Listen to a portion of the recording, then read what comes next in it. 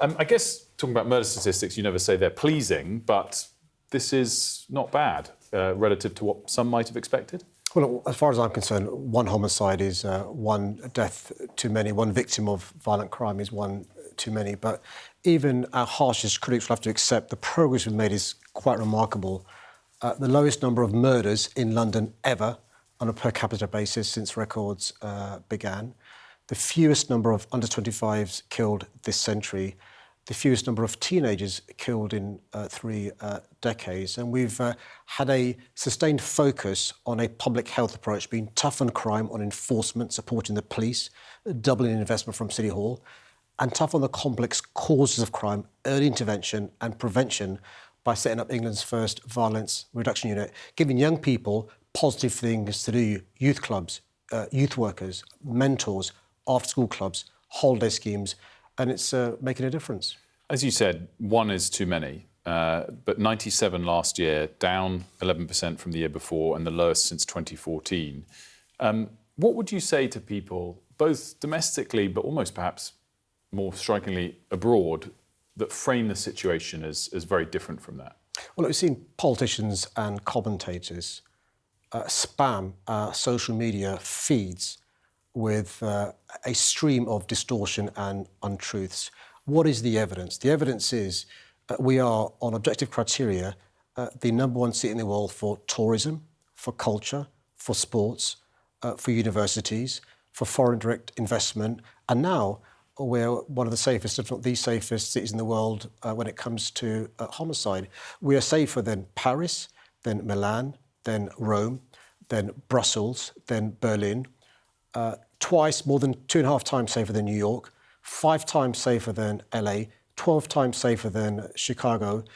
Every US state has a higher homicide rate than London. And I think those that spread lies and misinformation have got a problem with London. What is their problem with London? In my view, we are a city that is liberal, that is progressive, that is diverse, that is successful. They hate that. I think you're pointing at, with those comparisons, at the number of homicides per 100,000 people, which, as you say, we stack up as you outlined. Of course, that's not the only type of crime. Are you disappointed by the scale of, again, it's not really petty crime, I don't mean to use that phrase because it's worse than that, but people having their smartphones stolen, people not paying fares on buses, on the tube. That has risen a lot and is still work to be done? Listen, all crime should be taken seriously. What we've seen is because most of our funding historically came from central government, the consequences of 14 years' worth of cuts. When you have your phone stolen, all your personal stuff's in there, your photographs, your contacts, it's really distressing. So we've taken action to tackle personal robbery of phones. We've seen a reduction of 15%. We've got to make more progress. What the police have done is an Operation Reckoning, targeting international serious organised crime groups. Most of these phones that are stolen end up overseas. So we're taking action to reduce personal robbery. We've seen a 25% reduction in thefts, by the way, over the last period. We're also trying to implore the phone companies to do much more. Why can't there be a kill switch so a phone stolen is useless? Why can't we deny access to the cloud of a stolen phone? So we're taking tough action to bear down on this, but also lobbying the phone companies to do more as well. I mean, you can't claim credit for improving statistics on the murder rate and then blame both the Tories and the phone companies for worsening statistics in another area. Well, what I'm talking about is the progress we've made in terms of phone thefts. 50% reduction in personal robbery, 25% reduction in thefts, but I'm explaining one of the drivers. One of the drivers is if you steal a phone, it's got a saleable value. I'll give you an example of where we've worked with manufacturers. Look, think about car stereo thefts or TomToms. Just for this for a moment, because I do think there's a problem often in devolution here. When you have a central government and a mayor of the same city, they say we're working together, and when you don't, it goes otherwise. You can't blame the Tories for 14 years of underspend in one area where statistics aren't improving and then pat yourself on the back for where they are improving. Let me explain why I can point the finger at the Conservatives. So we've lost a third of our core grant from central government, a third. So I'm having to fund the police more than was previously the case. Previously, the Mayor would fund the Met Police Service around 19%. The rest came from central government. I'm now funding them 25%. I've more than doubled the investment in the Met Police Service because we're trying to fill this massive hole left by the previous government. The good news, The new government in the first year gave us more funding in 1 year in terms of the uplift than the previous government did in the last 8 years, but we need more support from central government, and more support from central government will make a difference in terms of our ability to fight more crime. I wanted to talk about the sort of idea of balance within the police force, of confronting various different types of crimes. Since December, the Met have started to arrest people who use the phrase globalise the intifada. Do you agree with that step? I do. Can I just explain this? My message to Londoners and those across the country is park for a second what the criminal law is. It is breaking the criminal law.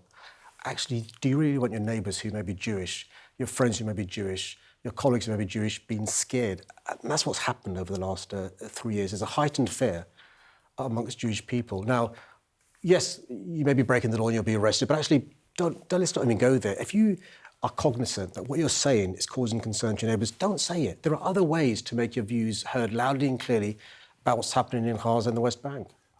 What's really interesting then, that this change of approach by the Met was, I think, from December only, as a reaction, is it fair to say, to what happened in Bondi in Australia? Whatever the trigger was for them, should it have happened sooner? Whether that would be in reaction to what happened in Manchester or to the point you're making, just because of the way it makes people feel? Well, I think one of the joys of living in a democracy is free speech, right? And that free speech includes the right to offend. My point is actually, it's not simply causing offence, it's causing people to cower and be scared to come into the centres of our city. So if you want to protest, and you're allowed to do so as long as it's lawful, peaceful and safe, do so. But just be respectful of your neighbours. There's a separate point about the police enforcing the law without fear or favour. They're damned if they do and they're damned if they don't. And that's why I think this clear guidance from both the Greater Manchester Police and the Met Police Commissioner is really useful. If somebody's flirting with language that's clearly anti-Semitic and almost definitely criminal, don't do it. Just finally, I wanted to ask, have you spoken on the phone to your counterpart in New York since he took office, Zohran Mamdani? Well, we message regularly and stuff, and it brings a smile to my face talking about Zohran. He's going to do a great job, I think, in the second greatest city in the world, in trying to make the progress we've made in London. Do you have tips for him? You've faced a lot of criticism from Donald Trump. Do you have tips for him for how to deal with that? I guess it's more important for him to deal with that criticism just to work with him. No, he doesn't need advice from me. He's going to be a great mayor, I'm sure. I've got on really well with all the mayors of New York. It's our nearest competitor and a friend and colleague as a city. What I would say to anybody is, look, you know, whether you're 9 years old, whether you're 14 years old, or whether you're older, don't let bullies win. Are you going to run again? Well, listen, my last election was nearer than my next one, so ask me again in a year's time. Yeah, I thought you might say that. I don't know how many more times I could push you, but I guess it's not a commitment to run again yet. Listen, I love being the mayor of this great city. It's the best job I've had, full stop, forget in politics, and I'm enjoying being able to make the progress we're making, whether it's on dealing with crime or tourism or culture or foreign direct investment or other great things we're doing in London.